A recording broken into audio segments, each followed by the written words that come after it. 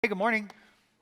Thank you. Yeah, I was gonna see you're responding already. This is going to be good. If I don't know you, if we haven't met, my name's Chris. I'm one of our elders here. I served on staff for a number of years, and it was a great honor to get to do that. Got to, I've been a part of this Antioch family for um, more than 20 years, more than 25 years now. Um, and getting the opportunity to serve here at this church um, still is just an incredible gift. And I'm really grateful anytime JD lets me have the stage. And I'm even more excited when he gives me Galatians 5. Because I'm like, bro, in this series, you gave me Galatians 5. That's like here, let me just set that up on a tee for you and just take a free swing at it. I'm like, fruit of the Spirit, guys. Like, wow. But I stepped away from being on staff about a year and a half ago and spend my days now thinking for the more than 800 workers that are a part of this Antioch movement. We've got 50 plus churches around the U.S.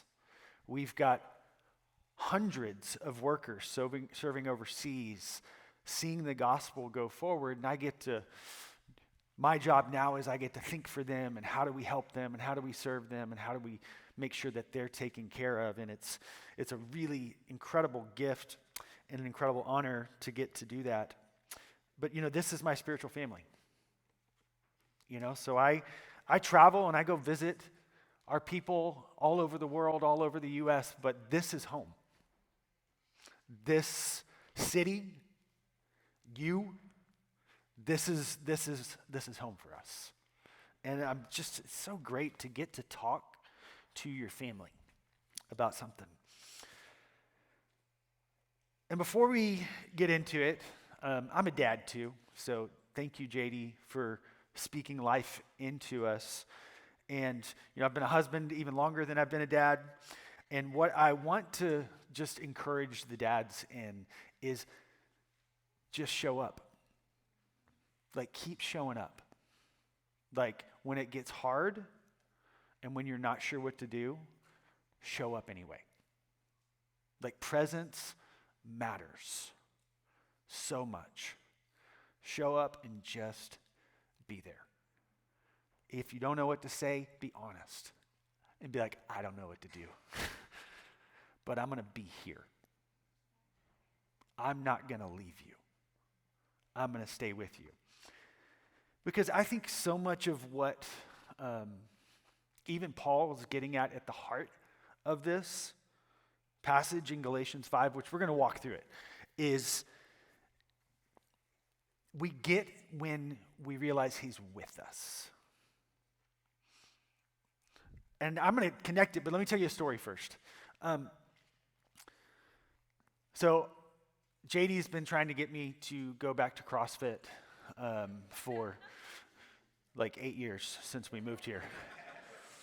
I did it when we lived in Chicago, and then I moved down the street from JD when we first got here, and he took me over to one of his friend's house who had his own gym, and he made me do a workout called Fran, and I almost died. And so I didn't go back. Ever. And, JD been telling me all the things that have been happening at the CrossFit gym. I live pretty far away from that gym. And so my nephew, he works out in another gym. He's like, Uncle Chris, you've got to hound me. You've got to come. And if you know my nephew, Cash, he is autistic. And so, the beautiful thing about autism is they get something in their mind and they go after it. And so he has been after me joining him at CrossFit. And so now I join him on Thursdays I join him on weekdays at like 4:00 usually, and we do this workout. And he's 20 years old, and so he just runs circles around me, and I'm just like struggling to get by. And we go to class this week, and we do this workout, and it's one of those ones, 4:00. If you don't know anything about CrossFit, they don't believe in air conditioning anywhere. And so I'm leaving the gym after this workout completely soaked. and forgot to bring a change of clothes, which I really needed one because I actually had to go run errands, and then I had to go pick up my daughter from getting her hair done. Well, when I get to the place where she's getting her hair done, they're not ready yet. And they weren't ready for like another 2 hours. And so I sat there in my car after CrossFit in June. It was ripe. It was so ripe. I had to get out. Like, I had to get out and open the doors just to let the car air out because I was like, this is funky in here. And you know that moment when, like, you realize you can smell yourself? Well, you've been there. You're laughing because you've been there. You're like, oh, I know. I've been there. If you're a teenage boy, people feel this from you all the time. You don't realize it yet. There's a reason your mom says carry deodorant with you in your back pocket, because you stink. But the reality is all of us, we give off a fragrance. We give off a fragrance to people around us. And it's not always the fragrance that we want to give off. But when people are around us, they experience something of us. You know, have you ever had maybe your kids walk in a room and they can look at your face and they know something's going on? It's because you're giving off a fragrance. It's because something is coming off of you. You know, my dad, he always smelled like Polo by Ralph Lauren. Green bottle, gold top. I catch that smell now, and I'm like, in reality, when I smell that now, and I don't smell it very often, but when I do smell it, I get a sense of security. There's like a settling that happens. Because that fragrance brings me back to him. And I think part of what Paul is getting at in Galatians 5 today is he's asking us the question, do you know what your fragrance is? Do you know what you smell like?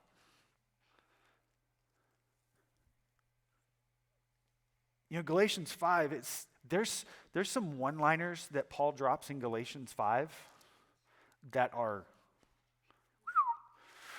they're strong. I'm going to read through a few of them, and then we're going to dive through, like, what? Because really, when he ends with the fruit of the Spirit in this chapter, that's what happens in our lives. But he's also going to walk through the how and the why. And we are too. But let's hit some of these one-liners first that Paul talks about, just so we understand the context of where we're going today. Galatians 1, it starts there. I mean, this is a banger right from the beginning. It is for freedom that Christ has set us free. Stand firm then, and do not let yourselves be burdened again by the yoke of slavery. I'm going to read some more that I didn't give you, David, so just hang with me, because some of these are too good for me to pass by. You who are trying to be justified by the law have been alienated from Christ. You have fallen away from grace.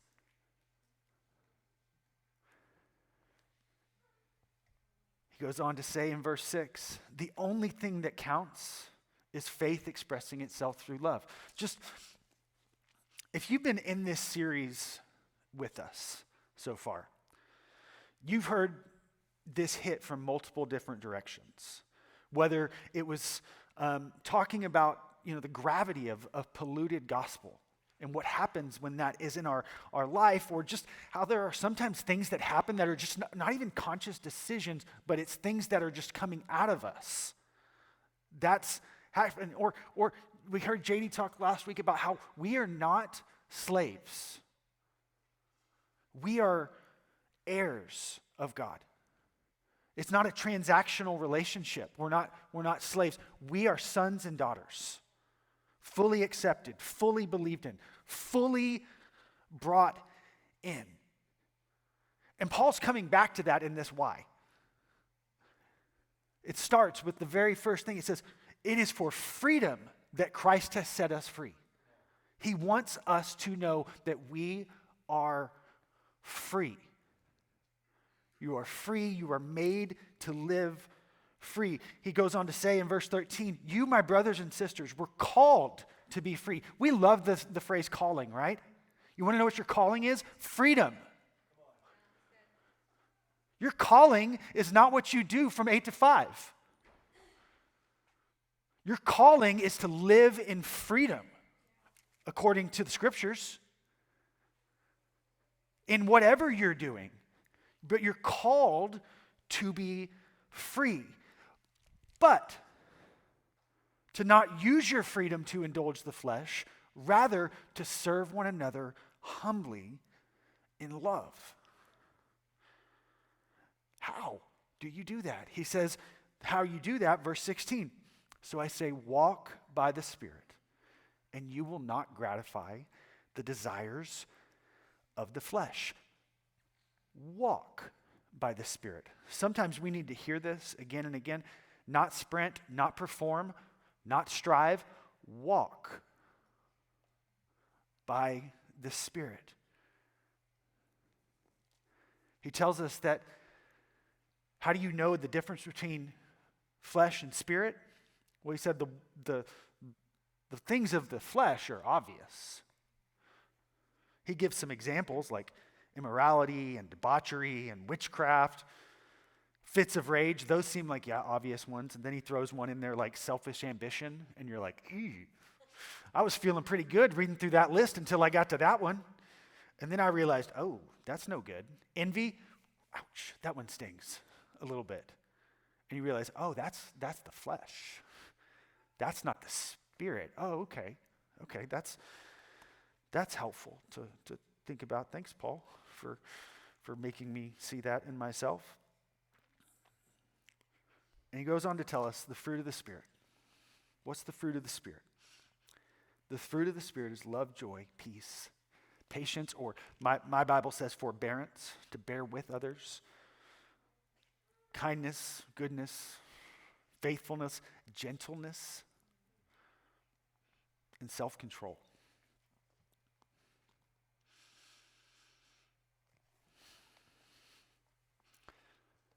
What is the fruit of the Spirit? It's what we smell like when we walk with God.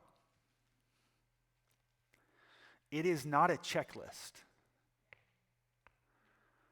It is not a set of virtues that you achieve when you start to do the spiritual disciplines just right.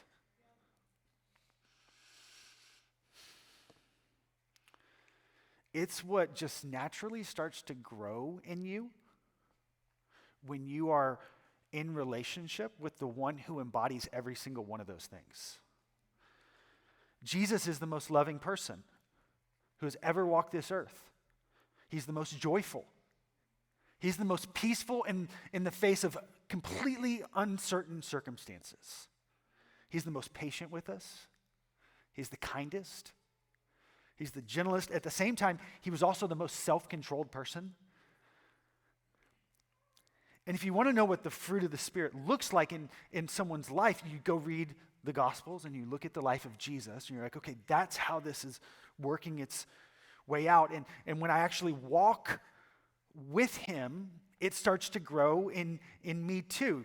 You know, not overnight.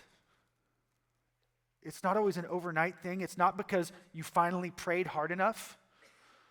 It's not because you finally figured out the right time to spend in your devotion. All right, well, if it's 20 minutes in prayer and then it's 15 minutes and, it's like, it's not about that. It's you walk with him and what happens is things start to happen in you. Fruit, like if we're talking about what the fruit of the Spirit is, it's not like a choice that just occurs in a moment. It's a reward for what you've invested in. Okay, so if we were to walk up to a peach tree today, peaches wouldn't appear on it because I said, peach. No, peaches would appear on it because someone planted seeds. Someone watered. Someone tended. Someone cultivated. Someone pruned. And so what you get is fruit.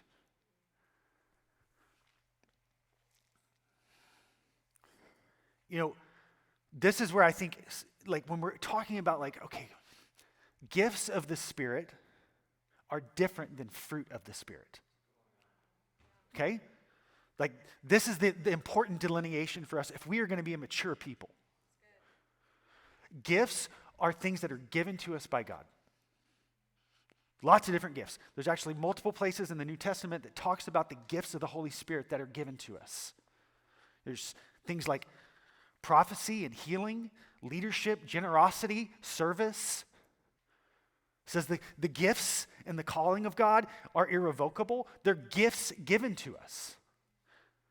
Just things that he just, love you. I love you. I'm going to give this to you. And you're going to have to practice learning how to use it. It's like, I got a son taking the driver's test next week.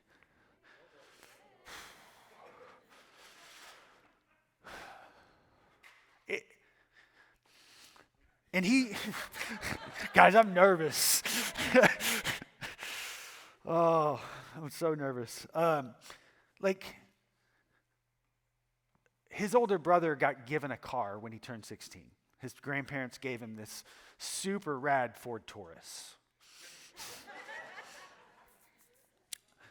And just because he got the gift didn't mean he knew what to do with it. He had to learn how to use the gift. He had to practice driving in order to know how to drive. God gives us gifts that we can't earn. We can ask for them, but we have to learn how to practice with them. Fruit is different.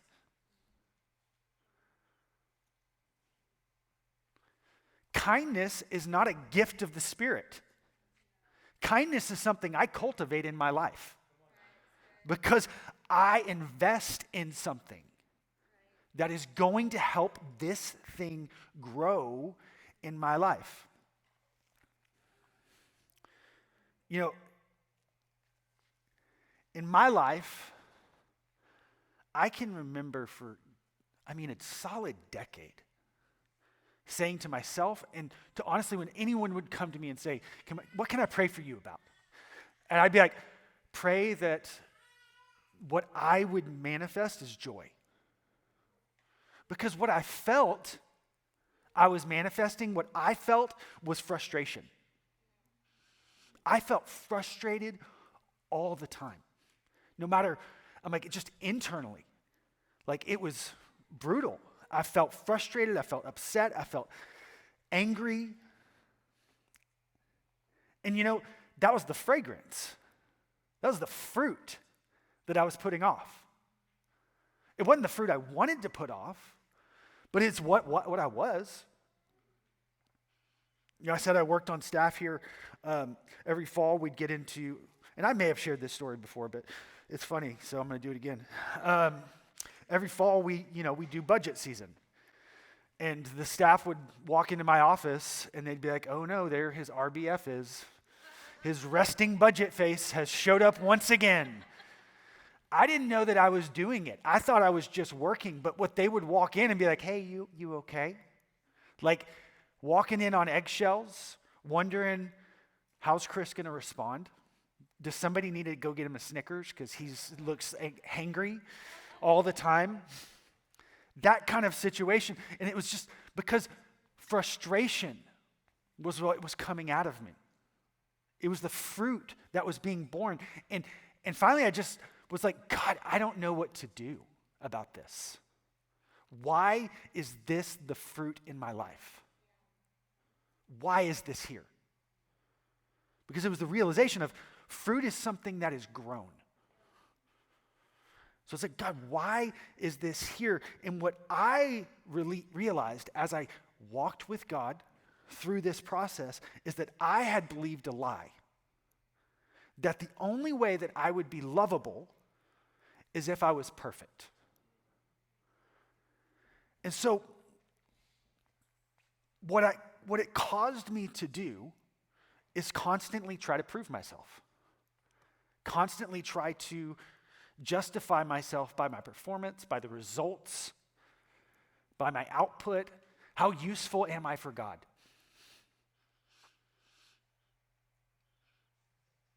This is what Paul's getting at in the first part of Galatians 5, where he says in verse 4, "You who are trying to be justified by the law have been alienated from Christ.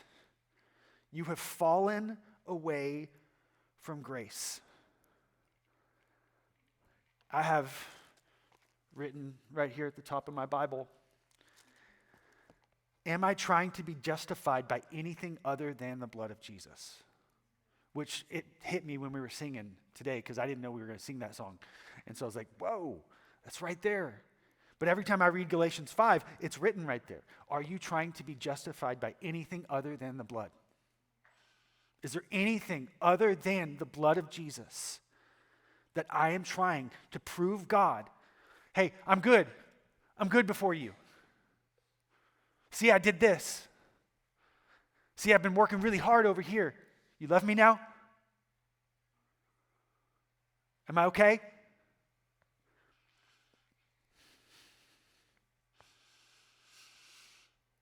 The example Paul's using here is circumcision. That's probably not going to be a struggle for anyone in the room.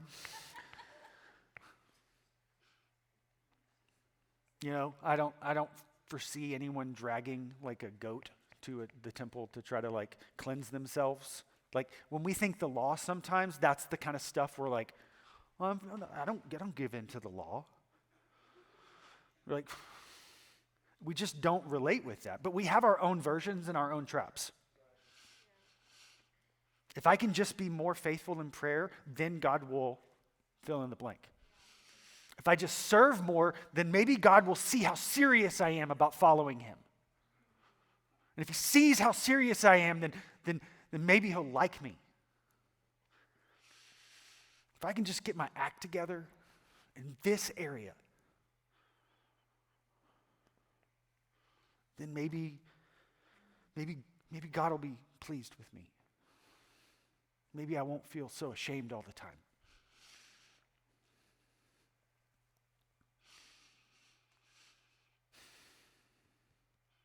Those are the things that are our law.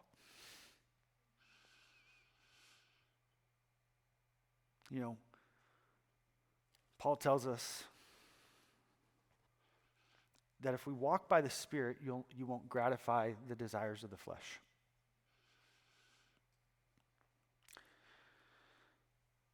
I think it's important to note the order. He doesn't say if you fight, then you will get there. He says if you learn how to walk by the Spirit. There are times we have to fight for our freedom. We have to crucify the flesh in us. I have to crucify that selfish ambition to make myself greater than God is asking me to be. I have to crucify envy. Nobody wants to, we have to say, okay, there's a fight to that, but how do I even be able to fight in that? I have to learn how to first walk with God in that. I have to learn how to go, okay, there is a version of this Christian life, this life in Jesus, where you don't spend all your time fighting what you don't want to be. There is a version of this where you don't live trying to suppress every desire, white-knuckling your way through your days, through every temptation that comes at you, constantly monitoring your behavior and your thoughts and your failures and going, well, where did I mess up and where do I need to walk it through again and where do I need to... That version of life is not walking in step with the Spirit. That is not walking in step with the Spirit, because that version of life is loaded with condemnation.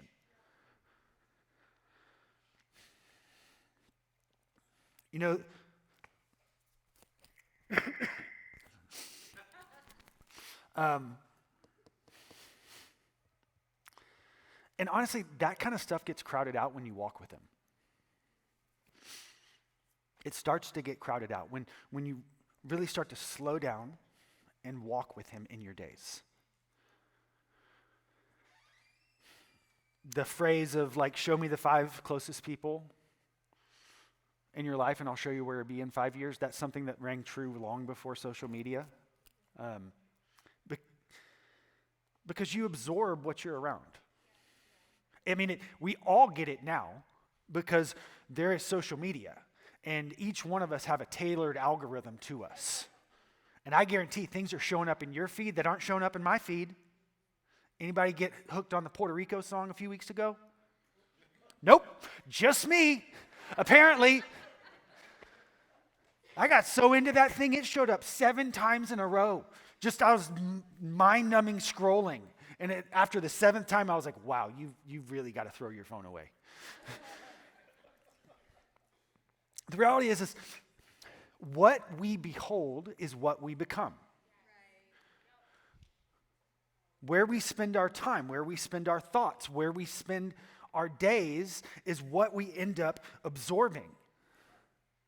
For me, I carried a fragrance of frustration is because I believed a lie that I had to be perfect for God to love me. So I refused to receive the love of God unless I could objectively say to myself, you did everything right.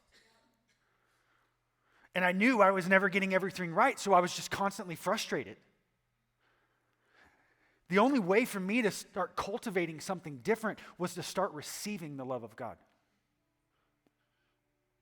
It wasn't for me to get, all right, well, if I can just do this, if I can just justify myself a little bit more. Every time I did that, what I did is I alienated myself from Christ. I pushed away grace. I put distance up between me and him. And all he wanted to do was just keep drawing near and keep drawing near and keep telling me, you are free.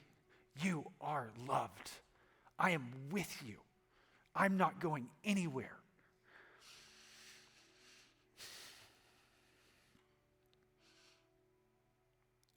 But I had to learn how to cultivate it. And that's something we don't always want to hear.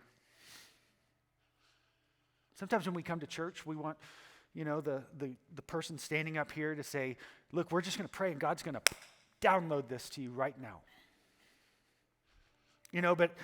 And there's a classic movie, it's just everybody knows it, Evan Almighty, where Morgan Freeman, who plays the God character, he says, when someone prays for patience, do you think God just gives them patience? Or does he give them the opportunity to practice patience? He gives us the opportunity. If we want peace, there are times where God will just be like, I will drop peace on you in a moment. But often if we're saying, God, I want to be someone who carries peace, then he will say, okay, then I am going to invite you to trust me in something that feels very uncertain.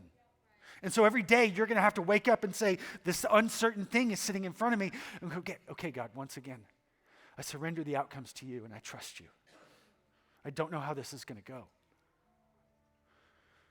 But I don't want to be ruled by anything other than peace, that you're with me, that you're leading me. And so God will invite you into those things. For me, the only way of getting over this frustration that I felt like has been carrying with me for so long is I've had to start learning how to receive the love of God in little ways.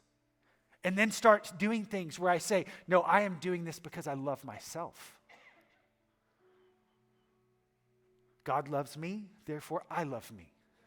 That sounds really childish. And you're like, man, this guy's talking, and that's what he's learning. But I didn't like the fragrance that I was putting off. I didn't want my wife and my kids and the people I interact with to experience frustration from me anymore. So it had to go, well then, How do I grow some different fruit? What am I going to invest in? What am I going to spend my energy on so that I can produce the kind of fruit that I want? And this really, honestly, it took some real fresh momentum for me at the beginning of the year. And not because I did some resolution about it. My brother and my sister and I went on a vacation together. We lost our other sister in October, or in August of last year. And so we said, hey, we're going to go do a siblings trip because we wish we would have done that when she was here. And my brother, we were hanging out one night and said, I've just had this question rolling through my mind for the last several months. He said, what's one thing that I'm not doing simply because of fear? There is nothing else holding me back but fear. That's not the question I'm going to ask you today, but it drilled me and goes, oh, okay, what's something that I'm not stepping into?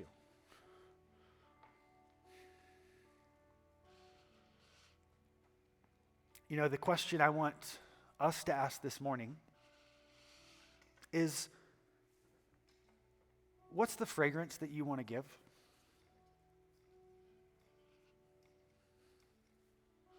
And are you cultivating the right things to produce that? Let's read the fruit of the Spirit again. But the fruit of the Spirit is love, it's joy, it's peace, it's forbearance, it's kindness, it's goodness, it's gentleness, it's self-control.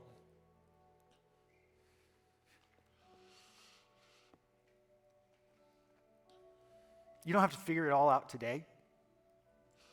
Fruit doesn't grow in a day. But you do have to decide what you're going to invest in. Fruit is not a choice that just happens in a moment. It's a reward for what you invest in. And so if you read this today and you're like, man, I want that to be part of my life. There's something in there. I want, the gentleness is jumping out at me. I want that. Or self-control. Man, there's some areas in my life that just feel out of whack. And I want some self-control. It may not all hit today, but you can walk out of here today going, all right, I am going to choose the rest of this day and then tomorrow to invest in the things that are going to start cultivating that fruit. And I'm going to stop doing the things that are keeping me from producing that kind of fruit. And to make this really simple, where does that start? Paul says it. He says, we live by the Spirit when we keep in step with the Spirit. So today, as we're asking those questions, what kind of fruit am I producing? What's the fragrance coming off of me? And what do I need to cultivate so that the fruit that I am putting out there is the fruit I actually want people to receive from me? We have to go, okay, God, am I in step with you? Are we together? Or have I drifted? God doesn't drift, I drift. Have I drifted? Okay, where have I drifted? Okay, and today, some of you are already thinking through the 7 steps you need to take to get back. It's not what we're doing. Today we're just acknowledging it. God, I've drifted. God, I've not been in step with you in this area. I acknowledge it. And I say, my desire is to come back in step with you. When you do that, you can then start walking in step with him. God's not looking for your 7-step plan for how you're going to overcome this thing. He's saying, just come step with me. Just come walk with me, and we will start to grow something different. Why don't you stand?